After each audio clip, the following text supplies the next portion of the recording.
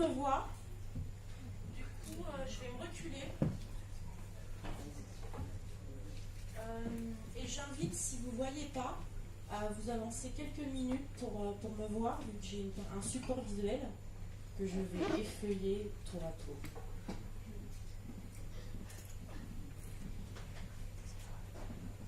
Attendez, je règle le micro. C'est ça la vie d'artiste. Alors il y a un petit côté effeuilleuse avec un côté rétro, un peu roue de la fortune, Annie Pujol. Jeune. Ouais, je me rends compte que je suis vieille à mes références. Tout le monde m'entend, tout le monde me voit. Yeah. C'est important. Donc, tout le monde connaît le décrochage scolaire. Ça parle à tout le monde comme concept. Oui. Donc, c'est des jeunes. Non, il y a des gens qui ne connaissent pas le décrochage scolaire. C'est des jeunes qui quittent l'école sans qualification, sans diplôme, parce qu'ils ne se sentent plus à leur place. Souvent, il y a plusieurs raisons. C'est assez complexe. Ça peut être des raisons scolaires, relationnelles, sociales et personnelles. Mais ce n'est pas le sujet de ce soir.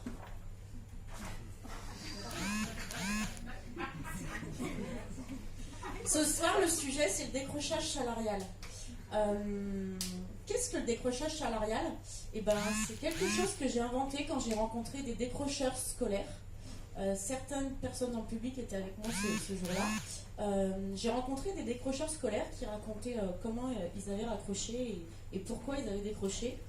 Et quand ils ont expliqué tout ça, j'ai fermé les yeux et j'ai ressenti les mêmes choses qu'eux, parce que moi j'ai décroché l'entreprise. Et du coup, je voulais partager ça avec vous ce soir.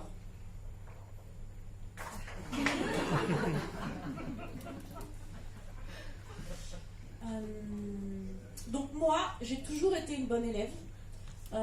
Félicitations, déléguée de classe, bac plus 5, jamais redoublé, je vous en passe.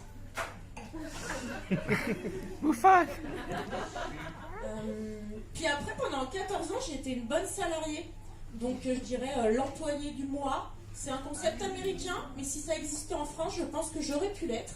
Et j'ai même certains anciens collègues qui sont là ce soir, donc ils pourront en témoigner.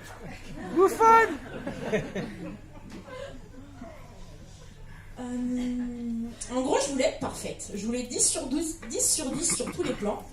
Donc je voulais être la bonne élève pour que mes parents soient contents. Puis après, je voulais être la bonne salariée pour que les managers soient contents. Et puis je voulais aussi être la bonne femme.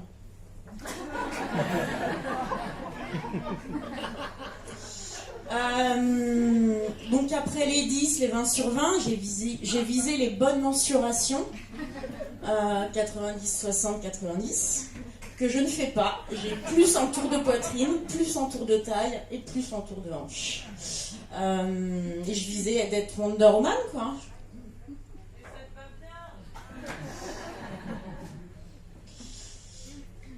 Et du coup, je me voyais en haut de l'affiche, je me voyais aussi en haut de la montagne.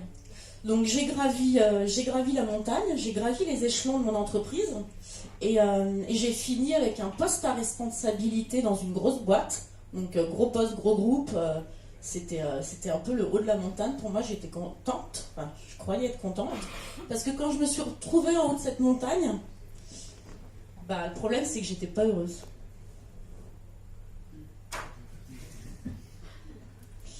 J'étais pas heureuse du tout, et je sentais même que la corde commençait à se tendre, puis à se tendre, bien se tendre.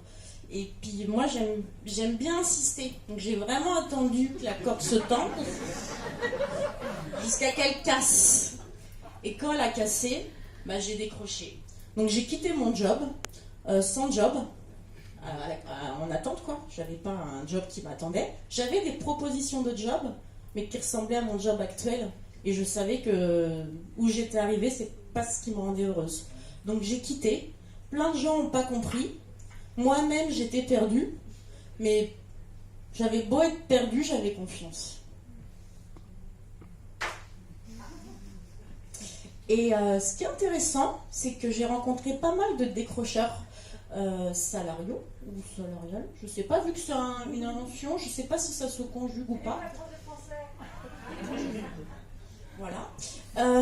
Et je me suis rendu compte que le décrochage salarial, j'étais pas la seule, et il prenait différentes formes. Il prenait aussi la forme du burn-out. Ça veut dire que quand on est cramé de l'intérieur, on est décrocheur. Bon, je fais souvent ce mouvement-là dans les feuillages. Faut que je perfectionne mon effeuillage.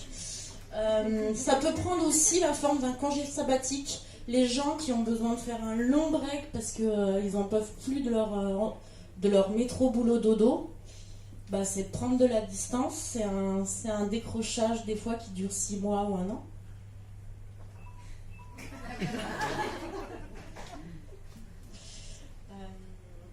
Et il y a aussi la reconversion professionnelle, tous ces gens qui switchent, qui sont traders et qui deviennent charcutiers. Et la reconversion professionnelle, pour moi, c'est aussi un peu du décrochage. Quand le poste actuel, on n'est tellement pas bien dedans, c'est comme un costume mal taillé ou une jupe trop courte. Et c'est un peu du décrochage.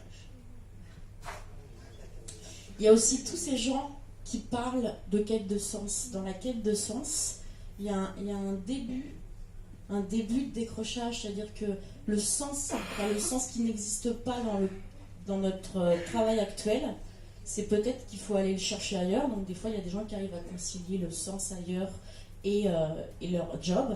Puis des fois, il y en a, ils se rendent compte que le métier qu'ils font n'a tellement pas de sens qu'après, ils travaillent dans un milieu ou une association qui donne plus de sens.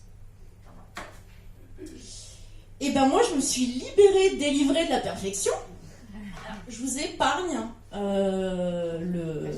la musique, parce que déjà, je chante très mal.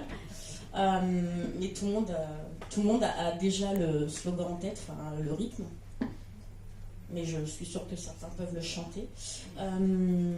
Et quand on s'accroche plus à rien, on s'envole.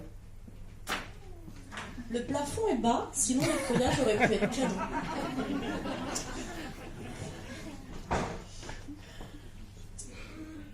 Et je suis ni parfaite ni refaite.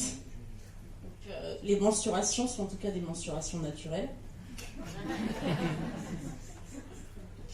Et je dirais même plus, moi et aussi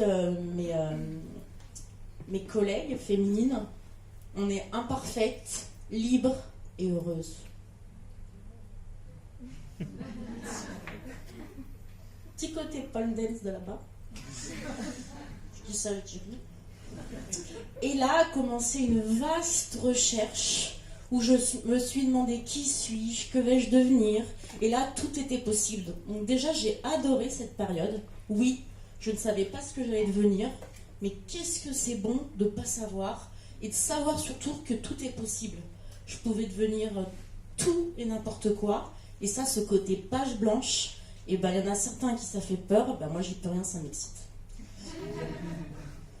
Et du coup, cette quête, elle a été faite de rencontres, de questions, de confrontations, de réflexions, de méditation, de cheminement.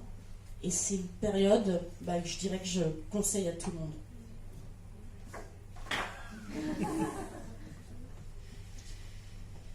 Et qu'est-ce que j'ai retrouvé sur le chemin de cette quête où je me posais plein de questions? C'est moi, en vrai, que j'ai trouvé. Mais vraiment moi.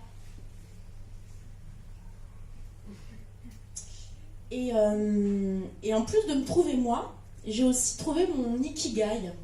Ikigai, je ne sais pas si tout le monde connaît, c'est un concept japonais qui est basé sur 4 ronds.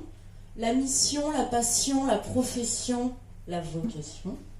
Tous ces mots en on, je trouve que c'est un petit côté excitation. Ce que vous aimez faire, vos hobbies, le monde a besoin, vos valeurs, ce que vous faites naturellement bien, vos talents, et ce qui mérite qu'on vous paie, parce que accessoirement quand même il faut de l'argent.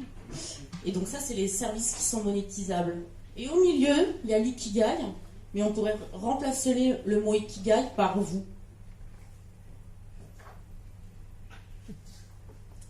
Et donc du coup, j'ai décidé de faire de ma liberté un métier, et j'ai créé ma boîte. ma petite entreprise. Et je dirais que c'est comme ça que j'ai raccroché. Du coup, je mets à dispo mes talents et accessoirement, j'aide des décrocheurs scolaires.